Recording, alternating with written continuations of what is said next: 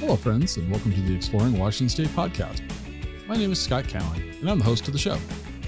Each episode, I have a conversation with an interesting guest who is living in or from Washington State. These are casual conversations with real and interesting people. I think you're going to like the show. So let's jump right in with today's guest. All right. So I am sitting here by myself, but Bryan Pittard. Pittard, right, Bryan? Did I do it right? The first? You nailed it. Okay, so we'll leave that in. But anyway, Bryan is the outreach person for the Granite Curling Club. And so today we're going to talk curling. So Bryan, I would love to hear how you got involved with the sport first, and then we'll work our way into the Granite Curling Club. No, it's a great way to start. So my history with curling is a little convoluted. I am a native Floridian of over 40 years there in the Sunshine State. And I first saw curling out of the blue watching the Winter Olympics in 2010. Okay. And I was very intrigued, as many people are. I think that's their first time in the U.S. and other countries finding out about curling. And yeah, I got so excited. I reached out to my local ice rinks and looked online and found nothing at all. I'm surprised Florida had ice rinks. So, I mean, it's funny. A lot of people are, which is very interesting because we actually have a really robust hockey, system. We've got the Lightning down there, the Solar Bears. I mean, we've got some good stuff. Anyway, nobody had curling. Okay. So I forgot about it. I kind of moved on, as a lot of people do. 4 years go by, 2014 rolls around, same thing. Curling's on TV. I get really excited. I'm like, nope, I'm going to try again. I bet you by now someone's got a curling club here in the area. And I didn't even know what that meant. I just knew that was the thing to look for. Well, turns out, no, there was no curling in 2014. I was in Orlando at the time. Okay. So I reached out to some friends who kind of knew this and that and found that there was an interest group. Reached out to the interest group, found out absolutely they had not gone anywhere except the Yahoo interest group, because that was a thing we used to do. And I talked to the guy. I said, what do I need to do? He's like, here's the contact for the ice rink down near where you are. You should go talk to him about setting up a curling club. No idea what that means. Again, very naive. Go there, find out what that entails. And basically it was the rink will rent you the facility. It was about $1,000, I believe, for 3 hours of ice. Wow. The whole thing. I mean, you get the whole rink for whatever you want. Right. Figure skating, course, hockey practice. They do whatever, but they don't have any curling rocks. They don't have any curling brooms. They don't have anything related to curling. So I would have to provide all of it myself. Okay. That's a non-starter if you have no idea what you're doing, right? That's a kind of you hit the wall, but the curling community in America specifically, and Canada and other countries as well, is so friendly and welcoming and inviting. It did not take more than a month before I was in contact with other clubs. Both, I found out in Florida, there was a club down in Coral Springs, okay. The Panthers Curling Club. And there was a club up in Charlotte, North Carolina. And I got in contact with both of those. They hooked me up with a club in Atlanta, Georgia. And after about, another 6 months of kind of just percolating, trying to get things going, I started accumulating all the stuff you need. I got rocks from Atlanta. I got brooms and other paraphernalia from Charlotte. I went down and actually tried curling in South Florida. So I didn't know, I knew at least something what I was doing. And in 2015, we got out on the ice. We had only a handful of us at the time, but we grew and grew. And I think as of last check, Orlando is in the 50s maybe for members, okay. Which is a very small club and specifically a club that's out of a hockey rink. Right. But it is functional, and they have a tournament every year. It's called a Bonspiel. We call any curling tournament a Bonspiel, but they have a great, fun, friendly environment for people to learn curling in Orlando. And since then, there's been clubs popping up all over Florida. So very excited to have played a small part in all that. But then, I moved out here in 2020, decided, hey, I of course can't stop curling. That's silly. And found the Granite Curling Club, who has been here now over 70 years. Yeah, I saw that they opened in 1951. Yeah, it's weird. They opened in 51 in a sense, but kind of like we did, where they rented a rink and they figured it out. And then years later, I think 10 years, they actually opened the building that we're in now. And what's crazy about that is a bunch of members bonded or they mortgaged their houses in the 60s, they got bonds, Class C bonds, to basically fund the building of the club. And these bonds are still out there today. They're not appreciating. They're exactly what they put in. But if the club ever dissolves, these people who have these bonds, or their descendants, can cash those in and get their money back. Isn't that crazy? That's wild. So yeah, no, it's curling, as I have seen again and again and again, from knowing all the different people in so many communities, and from the Olympians all the way down to like myself, just a regular club curler. We're all very invested in making it a community of inclusive community of just people who want to try throwing rocks on ice. Like, it's a ridiculous thing, and we're very aware that it's sort of ridiculous, but we love it, and we've really built a world around it for us. So in doing a little bit of I don't do a lot of research normally. I like to be surprised and amused by when the guests have stories. But so in doing a little bit of, preliminary research here today or before, I know you've seen this, and I say this in jest, but because you kind of say, you think it's a ridiculous because you're okay. But that the video of beavers curling, that just cracked me up. I saw that and I just started laughing, and I thought, okay, that's kind of cool. So it's especially kind of like, this area even more, like you got all this great wildlife in the Pacific Northwest. I mean, and curling is a winter sport. It all just works so well, right? Yeah. So I want to know, okay, so you're relatively new to the sport. So it's not like you're some grizzled veteran. You're new, and your introduction was because of the Olympics, which I think is probably the gateway for a lot of folks. And then you said in Florida, the club that you had a part in starting has 50 members. So one of the questions I had, I'll just jump to it right now. How many members does the Granite Curling Club have? Wow. So you talk about a contrast, and this is actually really good because the curling world exists at multiple levels. So Orlando is averaging around 50. I think we got up as high as like 80 one year for an Olympic year. Okay. Granite curling averages in the last, let's say, 3 or 4 years or more, over 500 members. Really? So it's a substantial size difference. And the big reason in some ways for that is we're in a northern climate. Winters here can be pretty crappy. This year's been pretty good, but like overall they can be pretty not great for outdoor activities. So as I found out, coming from a very sunny climate all year to a climate that's very gray. It's gray. It's gray. Sense, right? It's gray. It's gray. Seattle gloom, right? Yeah. I've realized that like curling is so popular in the winter up here. So like, when the season changes and the world gets nice out, curling stops. Like we are done. Okay. So you guys don't, I mean, it's open year round, but you're like July is kind of a slow month for curling. So it's not even slow. We actually melt the ice in July and August. Oh. So the last thing we do is called the summer spiel. It's basically a big old party bond spiel. Then we take the ice out. And so the ice out party can be throwing kegs of beer, ice skating. Like you just mess the ice up as much as you want because we're not going to use it anymore. We melt it. We're down for about 2.5 months because we get into September. And then the ice comes back. Actually, the ice comes back earlier because there's all kinds of prep to get it ready. But by like August, September, we're back curling. So our club is only down for like 2 months. And then during that time, we're doing other things. We're refurbishing the interior. We're holding meetings, planning the new year. I mean, there's a lot going on, but the membership doesn't have a curling club to really hang out or curl at. So yeah, it's crazy though. I mean, that's the difference though, I think in some ways. The warmer climates don't have as much of a pull towards curling because they have such nice activities that you can do. But I will say clubs like Phoenix, there's a club down in Phoenix, Arizona, Coyote Curling Club. They're very vibrant and active, and they have a nice climate. Well, they have a hot climate, right? Yeah. I want to be on the ice in August. Clubs. Think about that. Absolutely. No, it's the best thing when you're in the middle of the summer and it's freaking 100 degrees out. You can go take a nice, cool, sort of adventure on the ice. But there's clubs in Atlanta. There's clubs in Texas, down in Dallas. Okay.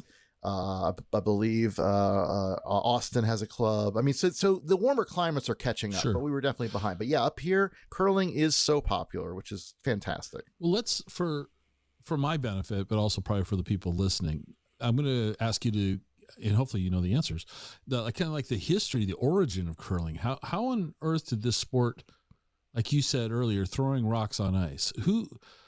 Who came up with this, and how has it, in your opinion, evolved to where curling is at now? Well, it's a long story. It actually goes back all the way to the 1500s. Okay.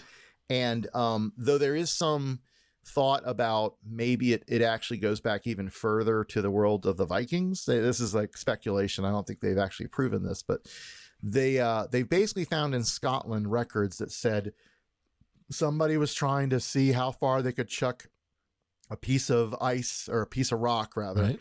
on the ice of a frozen loch or a frozen moor. And it's this Scottish competition where they were like, all right, I'm not going to do the accent because it's whatever, but also no, I can't do it. And they just chuck the rocks and then figure out who gets closest to the sheep. I don't know, to whatever they're aiming for, right? Okay.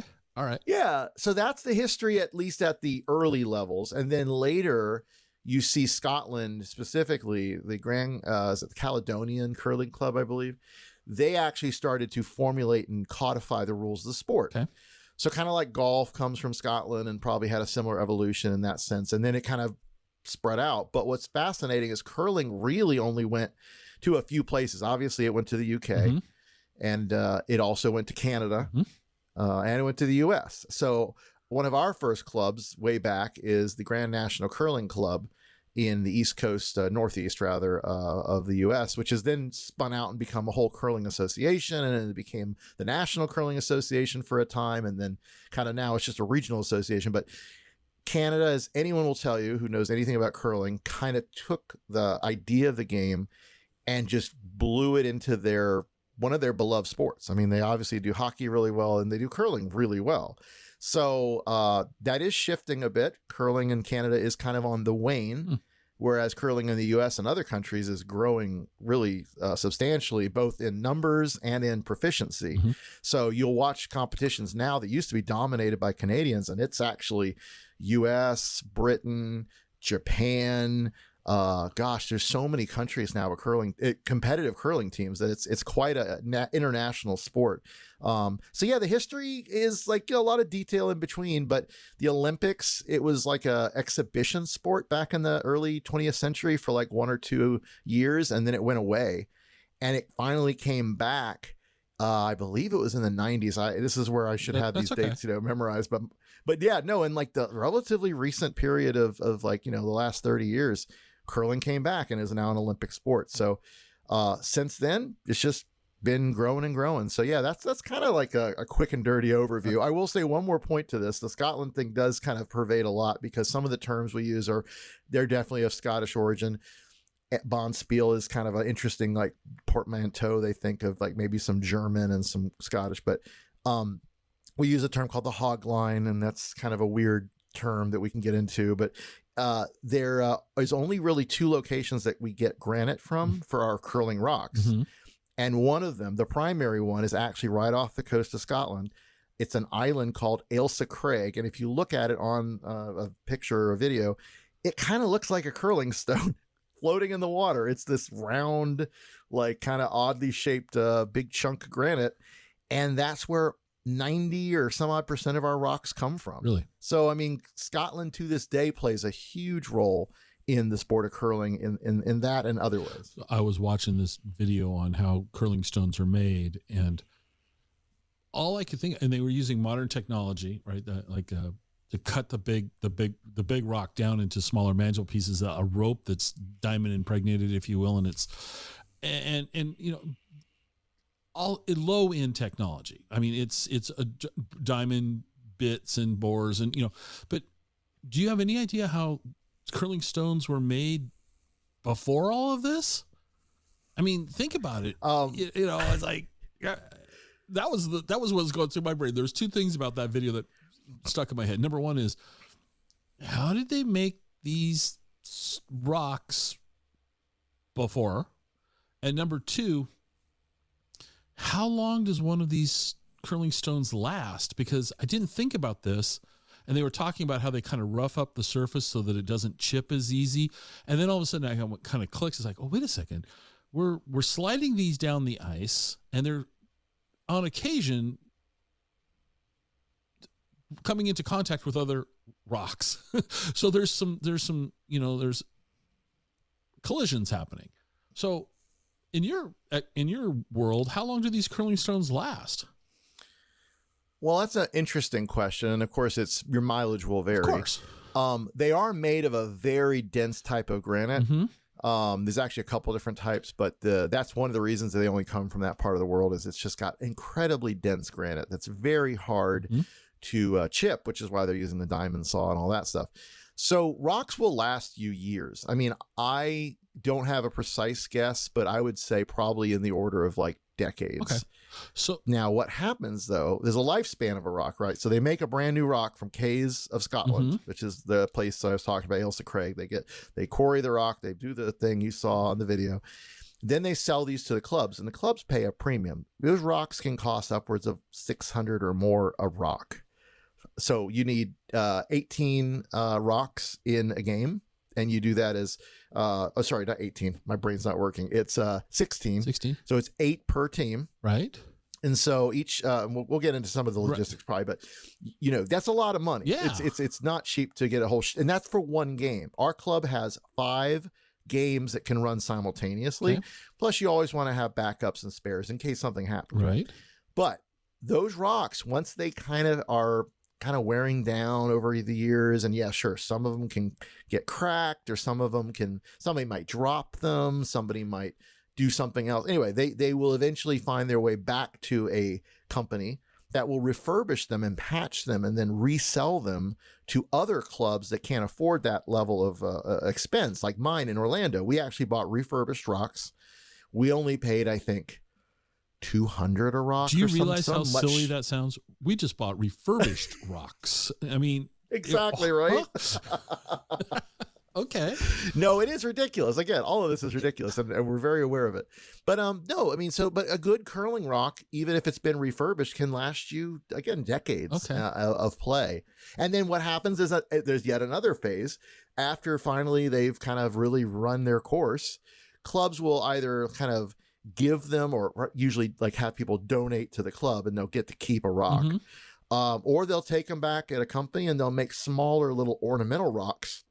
And I've actually got one of those somewhere in my man cave here. So yeah, there's a long lifespan for this granite because it's just so strong and lasts so long. So yeah, that's and I don't know how they did it before. Yeah, I mean, think about, honest to God, it probably was very rough, and if it's anything like the way I've evolved our brooms in the sport, like it could have been square chunks of rock back in the day. It could have been them, like, who cares, like shipping ballast or something. And it was like an antler was the handle or something. Who knows? Okay. Yeah, exactly. So, well, let's talk about the equipment, and then I'd like to talk about the rules of curling, but let's talk about the brooms because, okay, to the casual observer, myself, watching 2 people sweep the ice in front of a stone, I feel like I'm watching a Saturday Night Live skit. I just think it's just kind of, I'm waiting for the punchline, right? But what does the sweeping, what's the goal of sweeping, and why are you guys doing it? Well, we do it to look ridiculous. Okay. I thought it was a fashion thing. So, okay, good to know. And it's funny you said SNL because actually I think one of the earliest curling videos I saw and I forgot about. Did you ever watch Second City Television back in the day with like John Candy and all them? They actually have several, at least one segments that they make fun of curling, and they actually show curling. So if you really want to go way back to it, I'll go look that up. But it's really funny. And when you know more about the rules, it's even better. But so to your point though, the brooms are interesting because when you deliver a rock, you're giving it a certain amount of what we call weight and direction, right? And that direction is based on the way you slide. And then the amount of turn that you give it, you're going to sort of give a certain amount of distance that it'll go, and a certain amount of a kind of curve or curl to its path.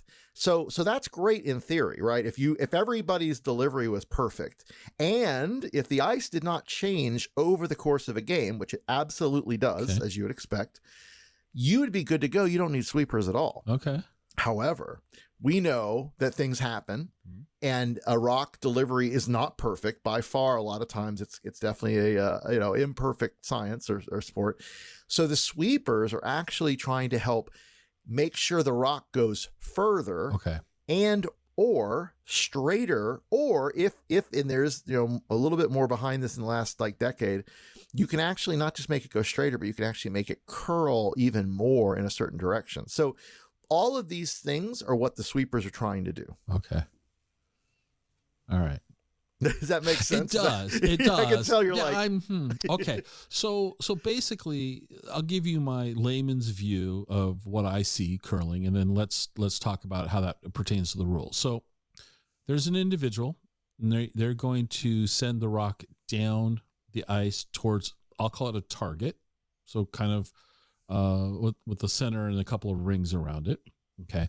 And so they kind of, I feel like, they want to stick their thumb up in the air to see which way the wind's blowing and things like that. But I mean, their goal is, okay, so they're trying to be strategic.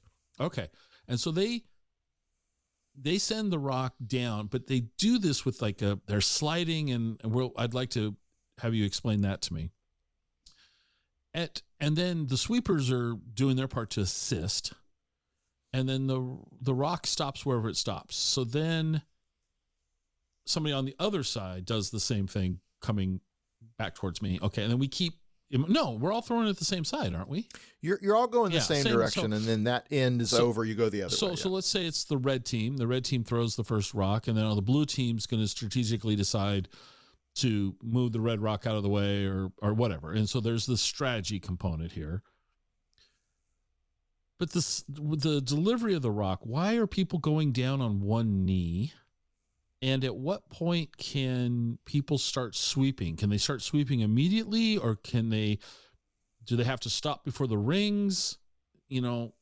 Walk me through that. All right, let's talk terminology so we're all on the same page, because that's definitely one of the biggest challenges in curling, is just learning the lingo. Okay. The targets, which are basically like a dartboard looking, concentric rings of different colors, that's called the house. The house. Because of course it is. Okay. You're putting the rocks in the house. That's the goal. Maybe. We'll get to that. So the person delivering the rock is sliding. They actually slide on either knee, depending on which, if they're right or left-handed.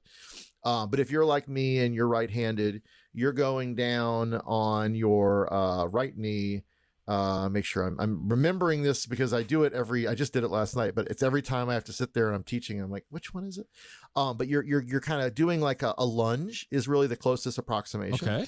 So that you can come out and really give yourself all the inertia you need to deliver that rock, because you're not throwing, even though we call it throwing the rock or sliding the rock, you're really throwing and sliding your body that the rock is kind of out front of, and then you just release. Okay.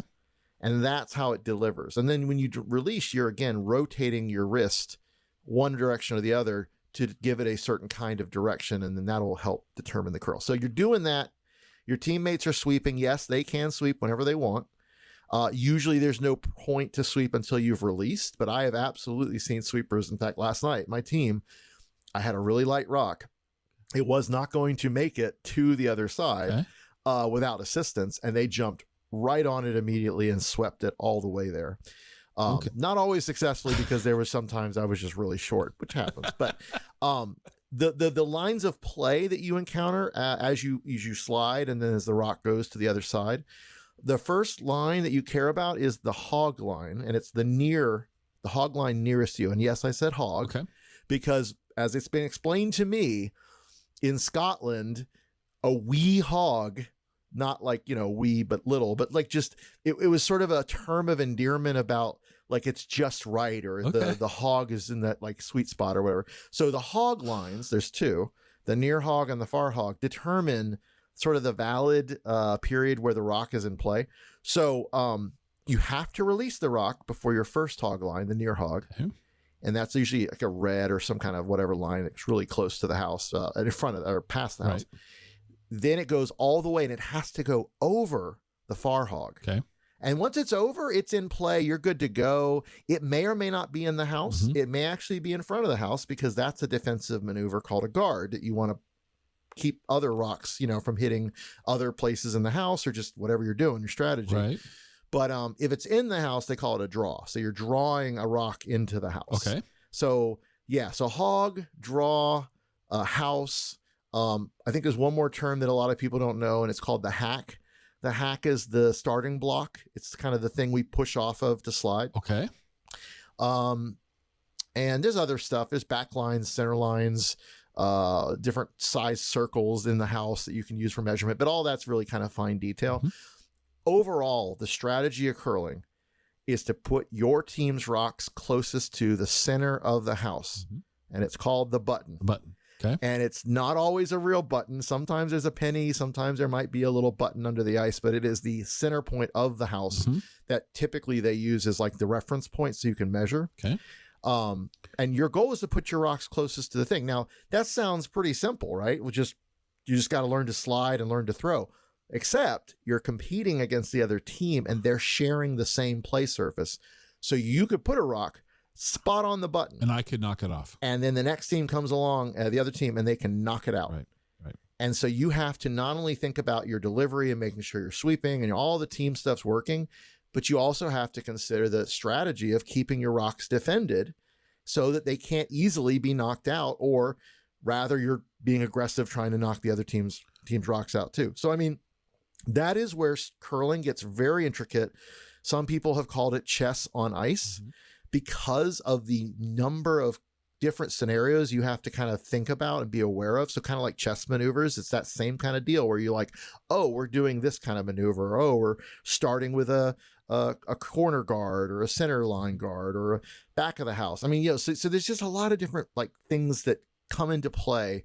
And that's really what I think makes curling such an interesting sport, not just ridiculous, sure, but it's got depth, and you don't realize that when you're sometimes just watching the Olympics. But yeah, okay. I don't know. Does that give you kind of the top level? No, yeah. But what we haven't touched on is how do we score points? How do we win? Because so I've sent the rock down the ice, and let's just say, for sake of conversation, I land it on the button. I'm right there. Like, good. You're going to, I would guess, it's your turn. You're going to try to knock me out of that spot, right? But after we've all thrown, or how do we score points? How and then ultimately, how do we win? I mean, how many do we go? How many rounds do we go? What do we do here? So a curling game is usually notionally 8 ends, or you can think of them as innings. And that basically is each team of 4 players each have thrown 2 rocks per player. So you throw 16 rocks. Okay. And that's the end of an end. At that time, and everybody, by the way, this is my favorite question. Everyone kind of watches and they're like, oh, I really want to curl, but I don't want to do the sweeping, or I want to slide, or I want to do this, but I don't want to do that.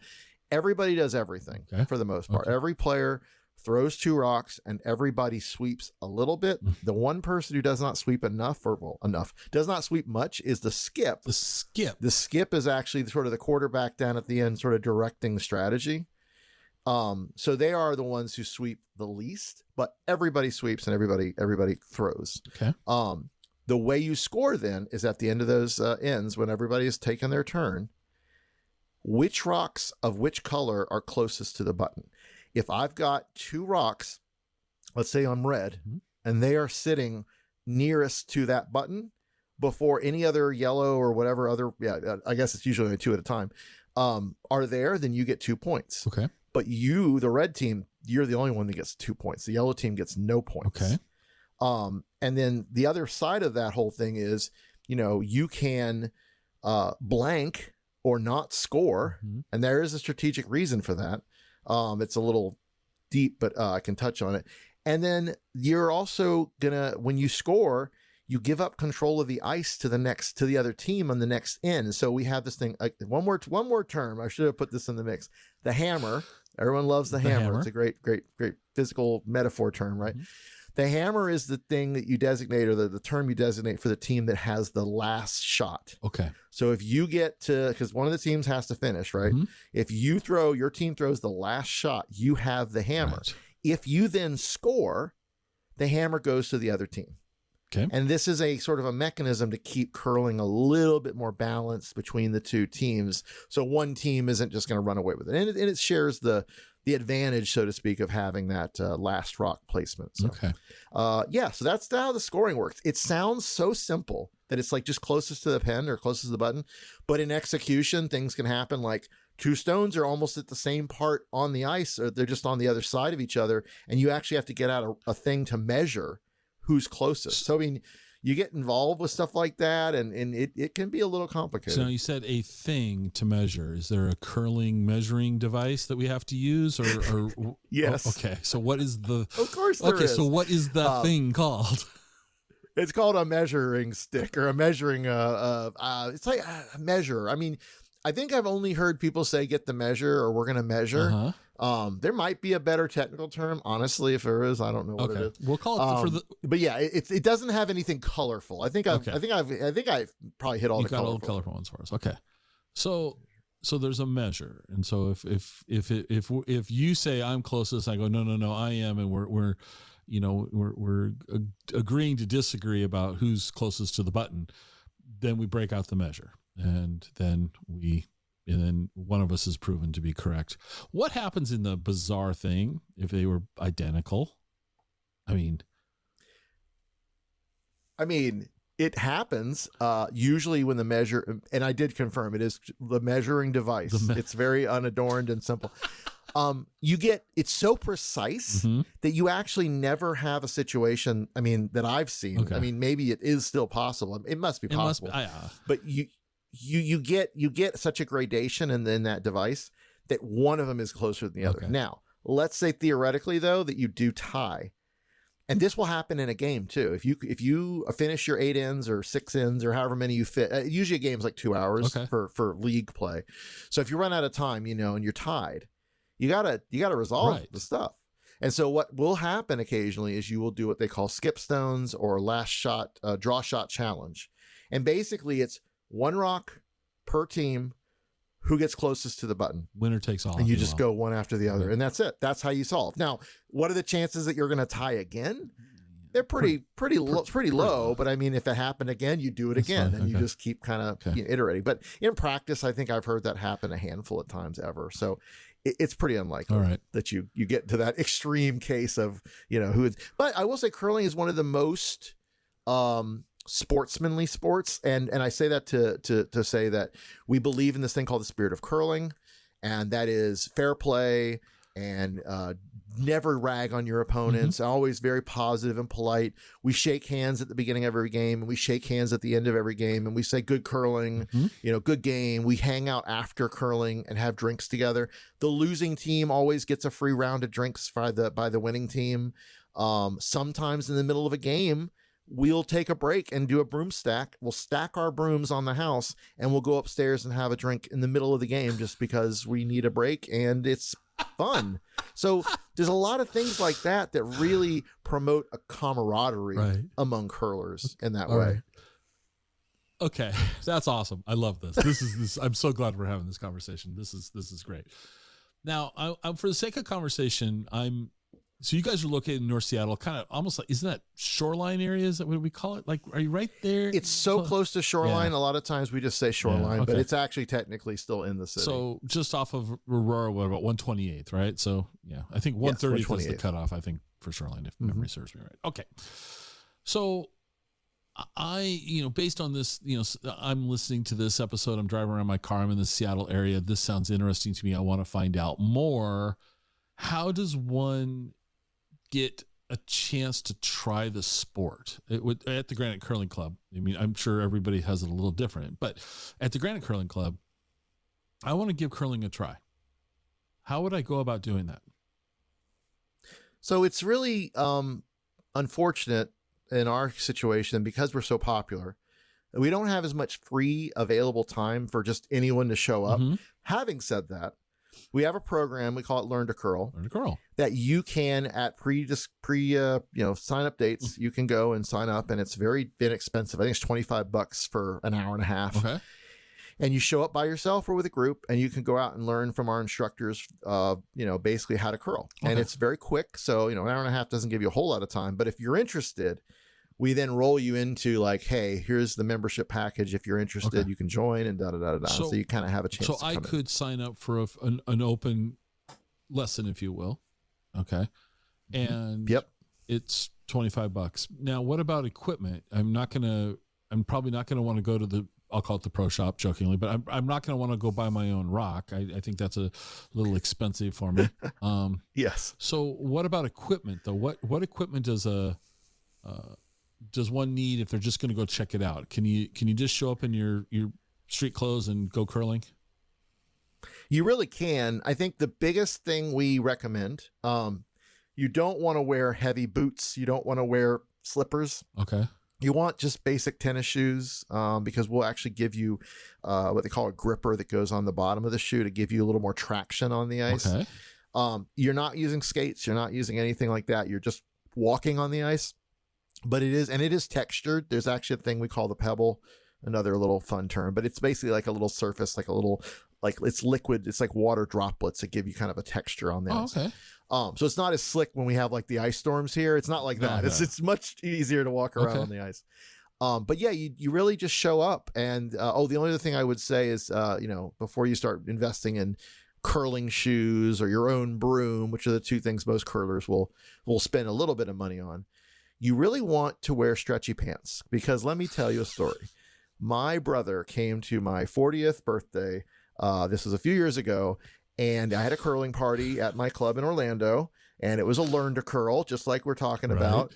And I got a bunch of people in. I got a reduced discount because it was my birthday. Sure. And basically, he went to slide. He had skinny jeans because that was pretty popular then. Yeah. Yeah. And he ripped a hole right down the crotch, and it was, a little disruptive. He couldn't really curl anymore, at least in the sense of he couldn't slide without being very breezy. Yes, yeah. But the nice thing about curling is, we have these delivery sticks that you can use, and like it kind of acts like a shuffleboard stick where you just slide the rock with a stick and you can just walk. And so he was actually able to keep curling in the modified, with that modified delivery. And he was good to go. So yeah, stretchy pants are huge. I would definitely recommend yoga pants, joggers, anything that gives you a little bit of flexibility on the ice. I think if you can do a lunge in it, you're probably fine. All right. So you mentioned curling enthusiasts. Okay. So I've taken the hour and a half thing. I'm thinking this is pretty fun. I want to do this. I want to get involved. You mentioned, we're going to go at this two different ways. You mentioned, membership within the Granite Curling Club, right? But I want to talk about gear, because sports can be like, do you golf? I mean, golf can be brutally expensive. Buying gear, clubs are expensive, golf balls are expensive. The plaid pants that you must wear are, hideously. Well, I'll just leave it at that. Okay. So what curling shoes and a broom seems really reasonable to me. It doesn't sound like a lot of gear. Nope.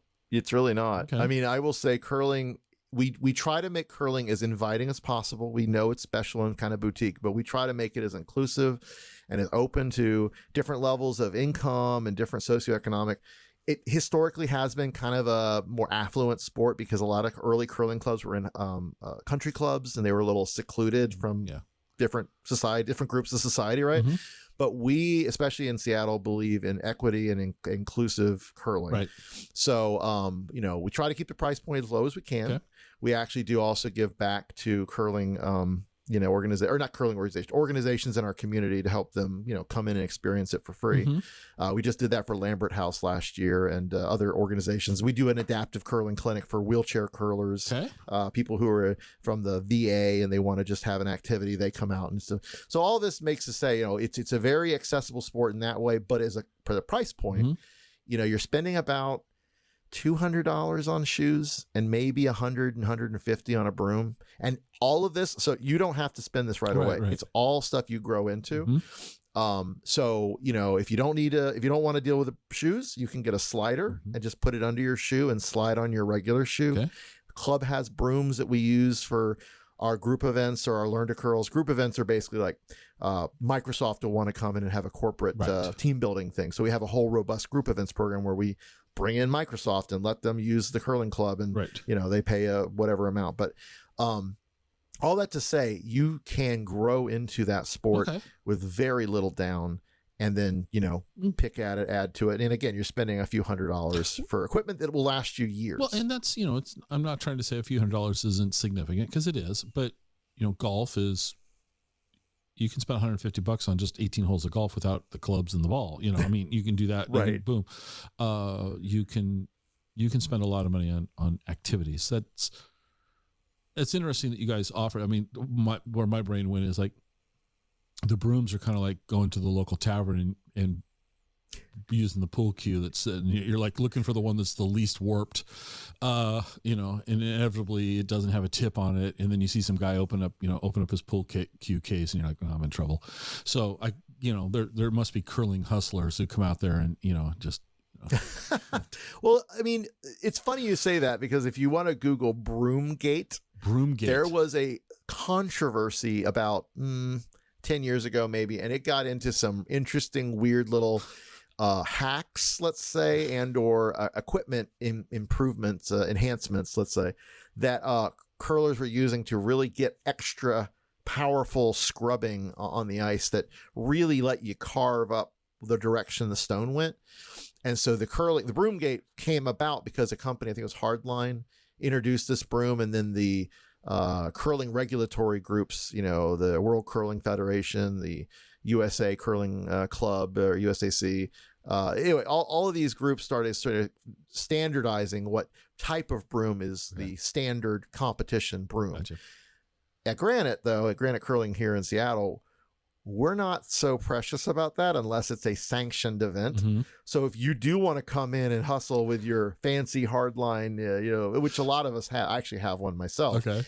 It doesn't hurt. And honestly, you're going to get a little benefit, but you still got to be strong. You still got to have basic skills. I mean, it makes a difference if you're at that level of play, but for a lot of us, it's nothing. It's funny you mentioned the pool cues, because I'm thinking like the bowling alley where you show up and you get the shoes and all that. It's kind of like that once you're a member. I mean, you really do show up and you can sort of use the club's equipment, and you're getting the ice. And membership, isn't terribly expensive, but I do want to say it's also it's almost $200 a year for curling for the whole season. And that's not all you can curl. That's like, one basic league, and then you add on additional leagues. So, again, we got to be mindful. It is still a sport that does cost some money. Sure. But in terms of, like you said, golf and certain other like more boutique and just kind of whatever sports, that there are expenses and there is equipment, and it adds up. Well, but again, we're trying to do our best to make it equitable. And that's been a personal passion of mine in curling, is to try to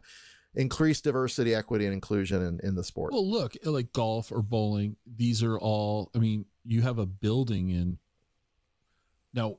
For taxation purposes, you want to say you have a building in Shoreline, but it's a Seattle address. So real estate in Seattle is not inexpensive. You've got a sheet of ice that has to be kept frozen. Are you grooming the ice? Do you is it a Zamboni that runs around? We would never let a Zamboni anywhere near our ice, only because Zambonis are not the most precise instruments for leveling ice. They are good if you have a hockey rink or larger size space. But what we do is actually hand scrape. So we have you push them. They are powered too, but you push them by hand. Right. And you scrape the ice to level it. Yeah, it's a very fine grain tuning that our ice team, made up of a combination of volunteers and paid ice professionals, you can say, but like they basically are part-time, ice gurus. Right. There's extensive monitoring. We have temperature and humidity probes everywhere. It's all controlled by software that then reports out all the levels to the ice crew, and then they adjust accordingly. The dehumidification, the temperature, all of that. It's quite impressive when you see what it takes to make level, good curling ice. It is. We pride ourselves on really doing as much as we can to make it like the finest club in the U.S. And it's an ongoing challenge. They're there every day, tweaking and balancing, and every all day of it. they're out on the ice, adjusting it every day. Yep. So it's expensive, like you said. Real estate's expensive. Yeah. Operational costs of the club are very expensive. We're very fortunate that we have a very good. We are prepared for, like, COVID was a challenge for us because we took the club down for a year, but we survived and came back even stronger. We are a nonprofit, so we are, grateful for having the ability to sort of keep some of our operating costs lower. But it's all membership and any kind of group events that we can sell to Microsoft or other big clients that want to come in. It really makes it feasible for us to curl and provide curling in this area. That's awesome. What's the age range for curling?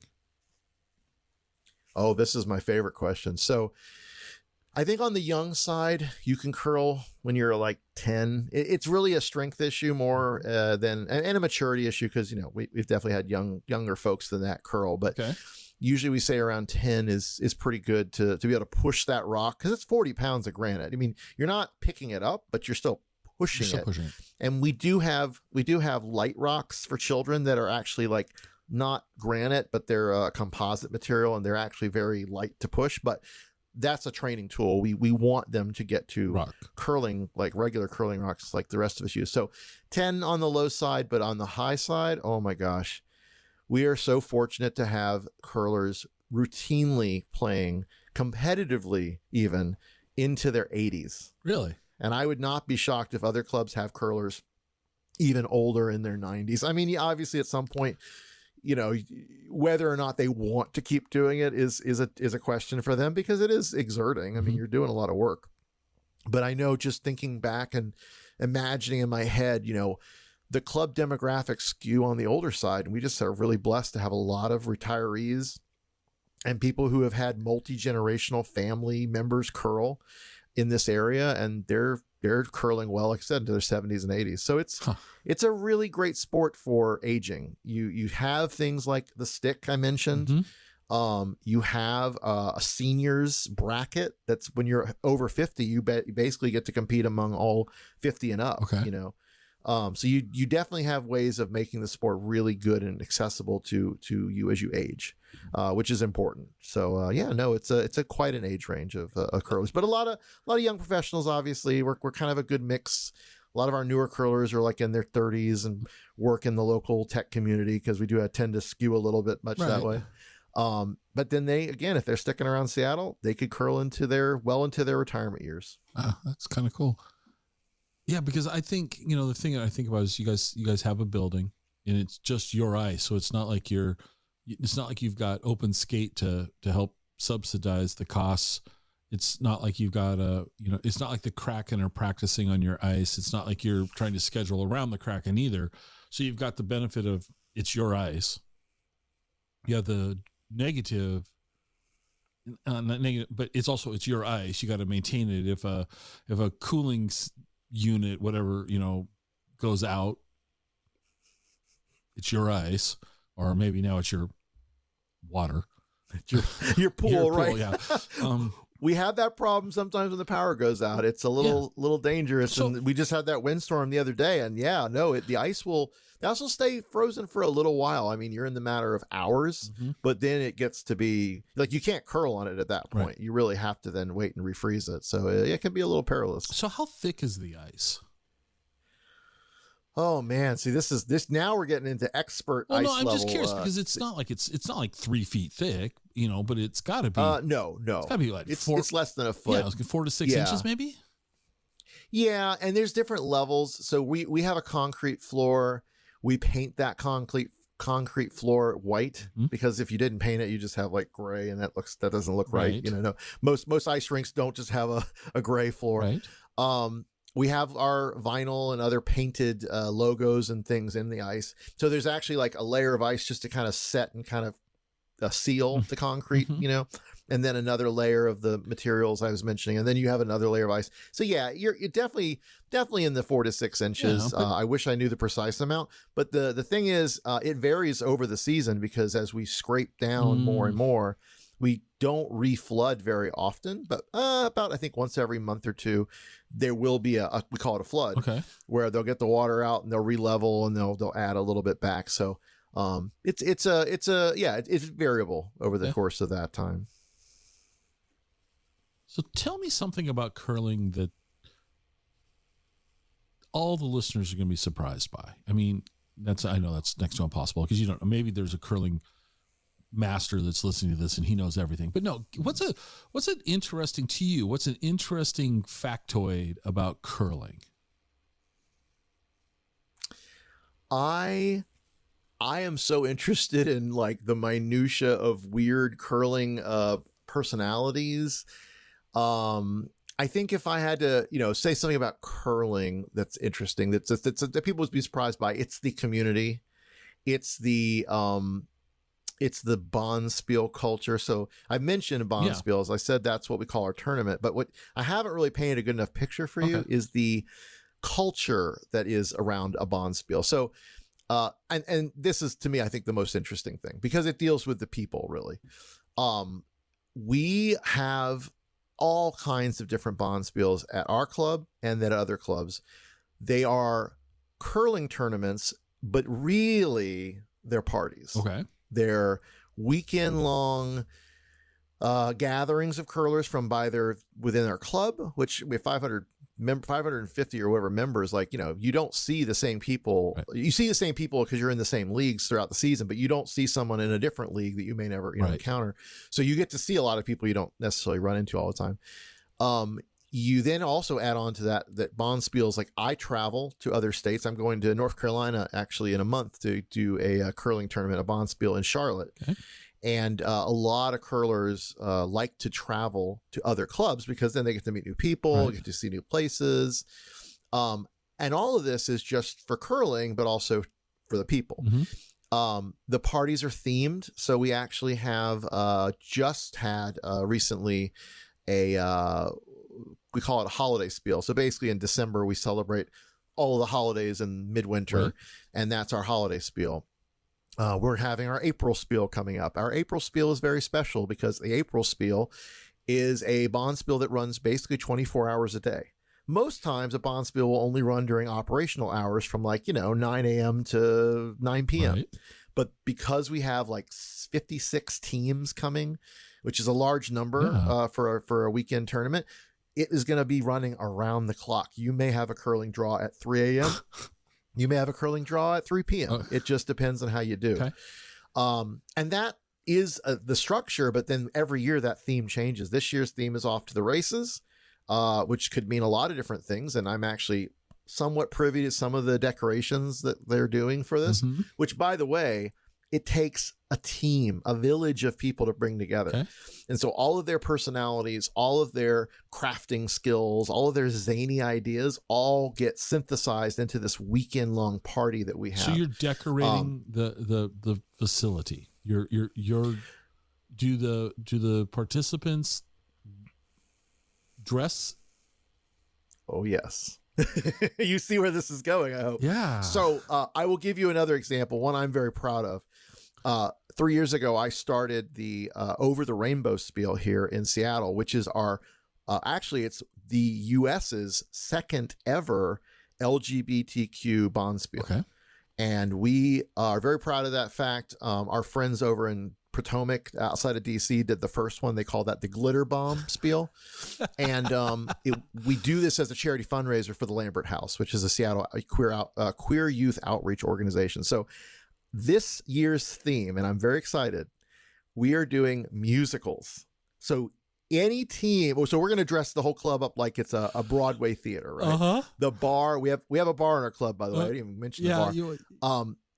You did mention you guys sometimes put the brooms and walk off and have a drink. So yeah, you mentioned that just kind of in passing. So we have a bar, and it's really cool. It looks over the ice, so you got to come check it out and see our really neat bar. It's like the weirdest speakeasy in Seattle. You got to know that handshake to get in. Okay, well, that's all right. But no, we turned the bar into, we're going to turn the bar into like a backstage dressing room experience. We're going to have a proscenium arch. We're going to have, fake spotlights. I mean, we're going to do it up. Right. And then every team is expected, some more than others will actually do it, to come in with a musical that they want to celebrate. And so, we're going to get people dressed up like the Van Trapp family. We're going to get people dressed up like from the West Side Story. I mean, you're going to get Book of Mormon. You're going to get Spam-A-Lot. Cats. I mean, any and all musicals, you're going to have teams. And I mean, every Bonspiel's like this. This isn't the exception, right? So like the humanity, the variations in just the personalities, but also then the effort they put in, not just that we put in to run the event, but that they put in to do their costuming and their theming and their wordplay on their team names. And then like we had a team during the holiday spiel that came in and they were in character. They actually were doing a Hallmark like holiday movie, experience. And they were all characters from this fake Hallmark movie. And I mean, it's wild. It's so wild cool. what people do in these Bonspiels. And this again is not the exception. This is the norm. So I think that is the thing, people, when they only see the curling on the Olympics, right, it doesn't even scratch the surface at what we're doing out there in the curling world as part of our culture. And it's something we want to share with everybody. We really do. And I mean, we actually have some people who I think are just coming for all these events coming up because they have family in town or whatever. And every time they do, like they just have this look on their face, like, where am I? What is going on here? What a joyous, crazy, impossible thing that they had no idea existed. So yeah, I think that's great. That's the hidden and Okay. So your website has people can watch curling on your website. That's correct. I was a little surprised by that. Why are you surprised? I don't know. Well, for one thing, I mean, the site kind of has an old look to it. It's kind of got the, web 1.0 look. Now, I don't mean that disrespectfully. So much. I don't mean it, but it's just like, this is, I think I saw a thing on it says best viewed in Netscape or something. No, just kidding. I actually was. I'm going to let our web team know that because they're going to laugh. Okay. And one of them might not, but the rest no will. disrespect. But I was actually on a website earlier today where the guy actually has it on there is like designed for Netscape. And it was like, okay, that's kind of funny. But you have the ability for people to watch, streams of curling going on. And that's kind of cool. Can the public come in and watch? Is that a possibility? If somebody wanted to come in and if there's a league going on, can they come in and sit up in the bar and look out over the ice and watch? So we are bound by Washington State liquor law that we can't just serve anyone off the street. Right. But if you want to come watch and you don't mind hanging out, and I'll be honest, if you make a buddy there at the club and they want to basically treat you as their guest, then that's what definitely opens that up. But no, anyone can come in. Anyone. Mm-hmm. We're very open door. Obviously we want to be careful because we don't want just people just showing up and being disruptive. Right. And that's actually happened before. So we are a little mindful of security, but, so certainly at the club in person, you can absolutely do that. I want to talk about the streaming only because that's my baby. Okay. I actually I'm going to let you in on some very exciting news. Okay. So the club has had, this viewpoint of the curling. And it's, if you go on YouTube and you look Granite Curling or Curling Seattle, you'll find us. All of our leagues are streamed. All of our competitions are streamed. Bonspiels are streamed. We have a viewpoint that people like to call the potato. And I don't know if it's because the house kind of is elongated, sort of looks like a potato. I don't know, but it's all 5 games at once. And the first time people tune in and they see that, their eyes just kind of glaze over because it's so hard to focus on all 5 games at once. Right. So as part of a initiative that we're doing, I actually just got some toys. Okay. I just got new cameras and I'm setting up not just one sheet. I'm setting up all 5 sheets that will have their own dedicated curling view. Okay. And they're using 4K cameras, 60 frames a second. Yeah. There's going to be multiple viewpoints. It's going to look a lot more like what you'd see on the broadcast, channels for curling, the Olympics or whatever have you. Actually, the Scotties rather just wrapped up in Canada. So, not quite that level, Right. but we're getting there. Getting there. And so our YouTube channel will really be exciting and refreshed when we get that deployed, probably by next season is kind of what we're shooting for. But that you can watch from home. So yeah, this whole idea that curling to the masses should only happens every 4 years has really kind of gone away because so many clubs are doing this. Right. Competitions are being streamed and broadcast. I mean, it's a great era for anybody who just wants to watch curling from anywhere in the country. Well, the tech has come down so that it's affordable. Well, more affordable. I mean, you gotta have you have to spend money, but it's not tens of thousands of dollars anymore. I don't know what cameras you're using, but you can, a few $100s will get you a 4K mirrorless camera with an adequate lens. What cameras are you guys going to use? Just out of curiosity. So right now I'm prototyping with the AIDA. I have a PTZ that's surprisingly large. I didn't realize quite how big and heavy those things were when I saw it. I mean, it said on the spec, but you just don't appreciate it. And that's going to be something that's, we don't have a PTZ. We don't have a pan tilt zoom camera right now. So it's very much a fixed viewpoint. Mm-hmm. So having a PTZ is what lets us have an operator during a broadcast, not only do commentary, which we do occasionally for bigger competitions, not only can we mic the skips and so we can hear what they're saying to their players. This is cool. But now the broadcaster can actually, someone who is a little savvy could sit there with the control and sort of follow a shot down the ice. And so part of the things that's exciting for me as someone who does streaming and podcasts and just kind of likes to play in media, this lets me kind of do all this cool prototyping of like broadcasting stuff that I never really would have ever had a chance to. And so that's another thing with the volunteerism of curling. We're all coming from different backgrounds. I mean, I work for the US Navy doing software. Others are from Microsoft, others from Google, others just work at banks and hospitals, Fred Hutch. I mean, wherever UW. Right. So we all come with our own experiences, but these events, these sort of basic operations in the club, these initiatives like doing the streaming, doing the website even, this gives our members a chance to really put their own skin in the game, to bring their own expertise in and learn new crafts and learn new things. I really am not a kitchen person. My partner is thankfully the kitchen savvy person in our house, but I've helped out now in the kitchen of the curling club so much that I actually know what I'm doing. Well, see, I know how to. And everyone gets more invested than if you just showed up at the bowling alley for Thursday night league and you drink a few beers, you throw a few balls and strikes and you leave. It's fun, but you're not invested. If you guys are more, it sounds like you guys are far more hands on. If you're streaming this, you've got these, this sounds like it's a whole lot of fun is really what it sounds like. So in an effort to keep this and kind of wrap it up, I know I'm going to ask you some questions out of order. So here's the first question. What didn't I ask you that I should have? What did we skip that we shouldn't have skipped?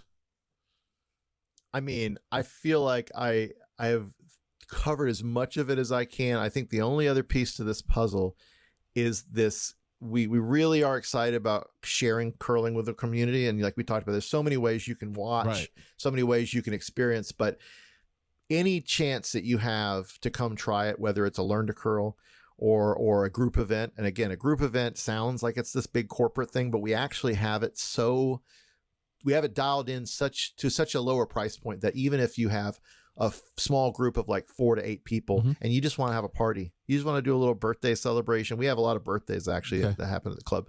That is a little more expensive. It's in the low hundreds, but I mean, you get 3 hours of curling and you can just do it with your friends. A group event is really a nice sort of high end, Microsoft or a bigger company or low end sort of way to experience. And we have a robust program throughout the week.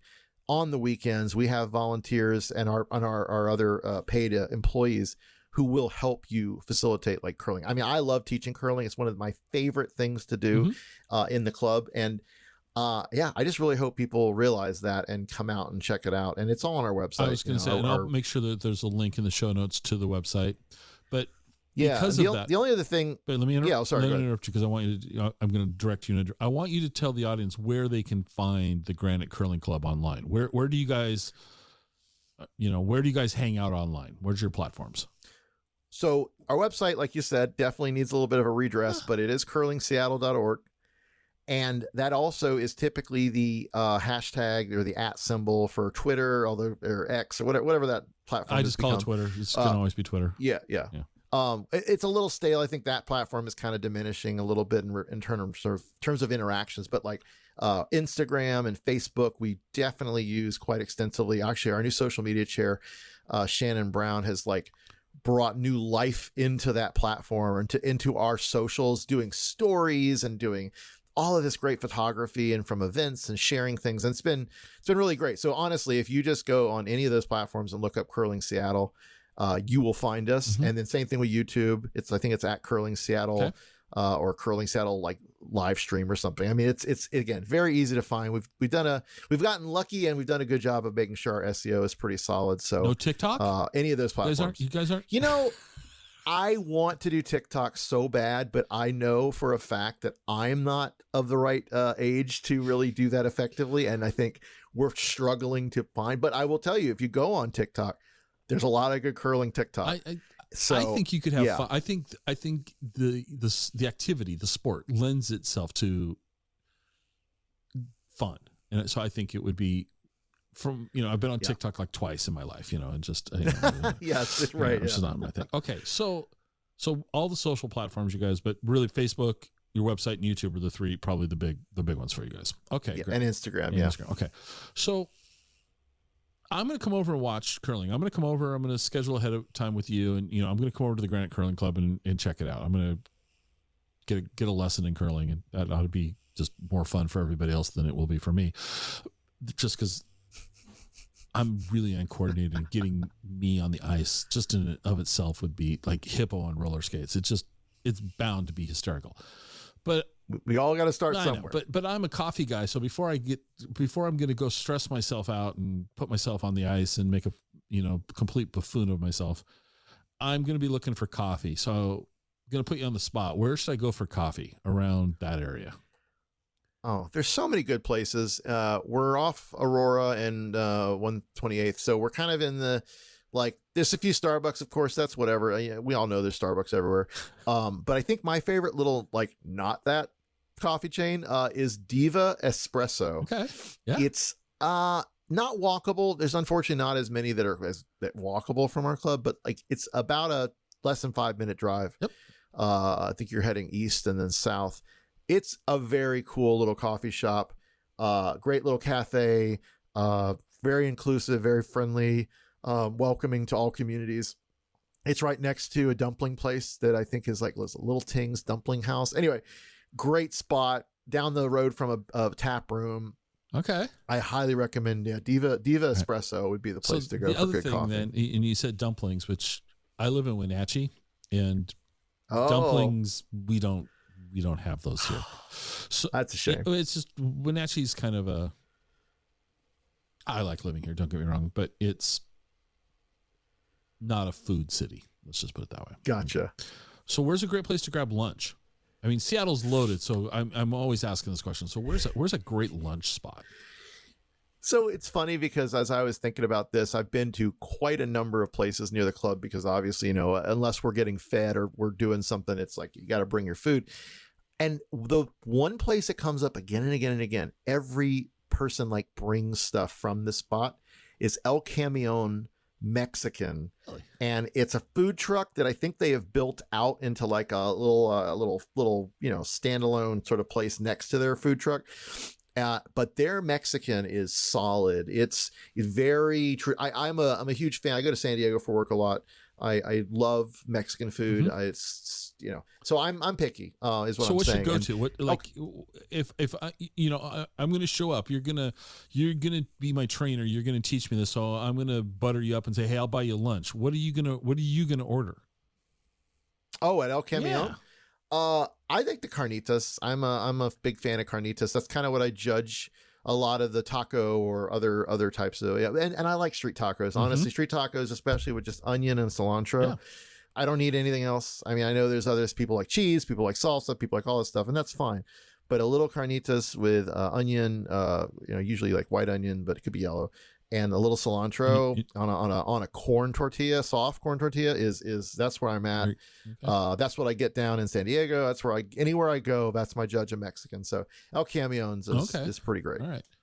So what do you like to do when you're not curling? You work, you're in software, but what other activities interest you?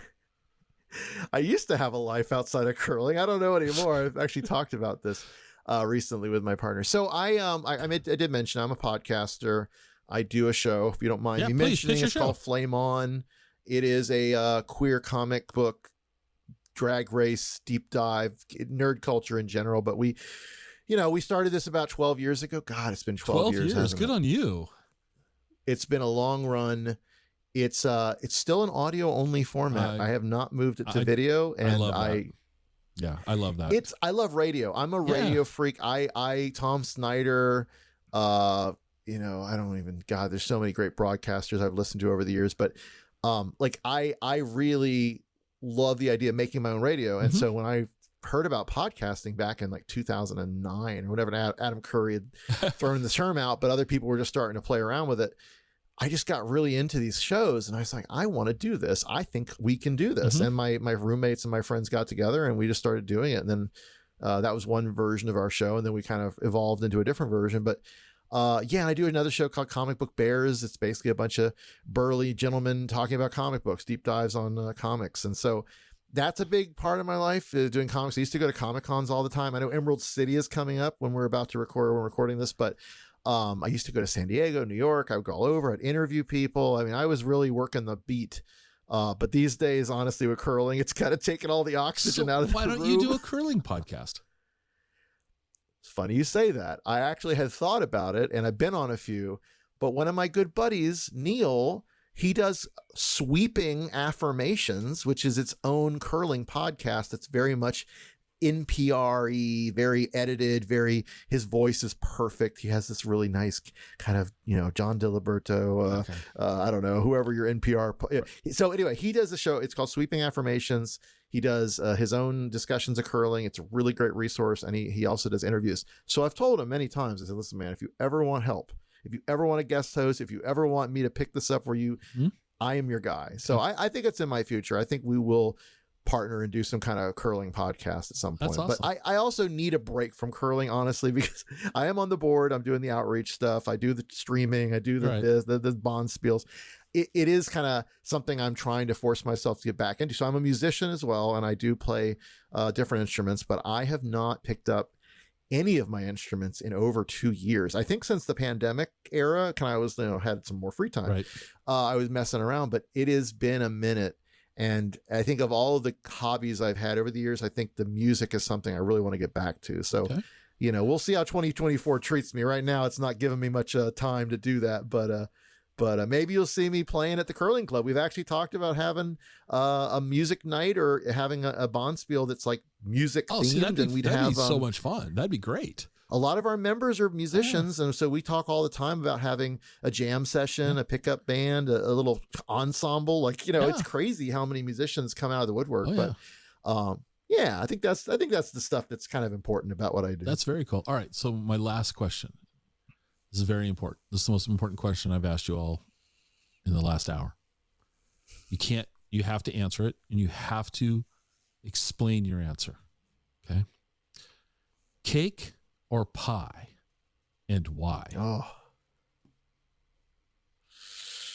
wow. That's the one. You told me there was going to be a surprise. Yep. I'm going to say cake. And I think it's because, not that I don't love pie. For this conversation, you're turning your back. You're disavowing. Okay. Is cake your final answer? Oh, I think it is, because there's something about the texture of a good cake, whether it's vanilla, basic birthday, whatever, or it's yellow, or it's a rich Dutch chocolate or German chocolate, I should say. And there's just so many interesting advancements in cake like not just textures, but like, the types of cream, the flavors. I had an ube cake recently. Ube. Blew my mind. And I had ube and other things, but I had never had ube in a cake, and it was really great. Frosting, like I think I went through like a up and down on frosting. There was like, I love frosting. I mean, kids love frosting. So I grew up just eating frosting like by itself. And then I got sick of it when I took a cake decorating class and realized what is in it. First of all, what's in like a buttercream. Like when I saw what's disgustingly in that stuff, how you make it, I was horrified. And then that turned me off. But then again, like you kind of come back around, you discover things like fondant. And even though some people don't love fondant, I love fondant. Like you just kind of see the evolutions. You get exposed to new types of cakes. I watched the British Bake Off, of course. Everyone watches the British Bake Off, and you see some of the modern things they doing with pastries and cakes, and specifically, cake technology. Yeah, okay. I think cake. I think that's why. Now, in terms of curling, I will tell you one of the nicest things I had, in addition to my brother splitting his pants on my 40th birthday. My partner at the time actually made me, or had a curling stone cake made for me. And one of our curlers now in Granite, her name's Gracie. She's a doctor by day, and she makes the most amazing, beautiful, like a beer bottle. She made a beer bottle cake for one of our curler friends. Wow. She's made such amazing designs and shapes. And again, that's why cake is so superior. You can't get pie to look like that. You can't get pie to look like a curling stone. Well, maybe you can. I don't know. So yeah, I think from a presentation, a taste, and just an interesting experience, I think cake. Okay. I think cake. All right. Yeah. There you go. Thank you. Thank you. That's well, let me ask you one follow up to the cake. Favorite cake? Is there one that you're like, ooh, I really. I mean, I'm kind of basic with that regards, because there's something about the simplicity of a vanilla cake with like maybe like a lemon interior and some nice like traditional vanilla frosting. It sounds so boring though as I describe it. But it's kind of clean. Wish I like. It's kind of. It is a clean. Yeah, it's clean. And it's fresh. And I think I have family. I have memories of my family celebrating holidays and having this very straightforward white cake, but they actually put coconut, like shredded coconut, on the outside. And that was something special. So I guess let me amend my boring cake to add the coconut. Okay. It's still very white, and I apologize. No. Look, here's the truth to this. There's no wrong answer. It's I stole this question. I interviewed somebody, and the files were corrupted. It's the only episode that we just couldn't publish, right? And she was telling me that on her podcast, this is the question that they ask. And I love this question. I just thought, it's so simple, yet, it's like asking you, okay, I'm going to break your hand, left or right. I don't really want either, thank you, but no, you got to pick, what's it going to be? Who's your favorite kid? Who's your, oh, you have two cats. Which is your favorite cat? It's so simple.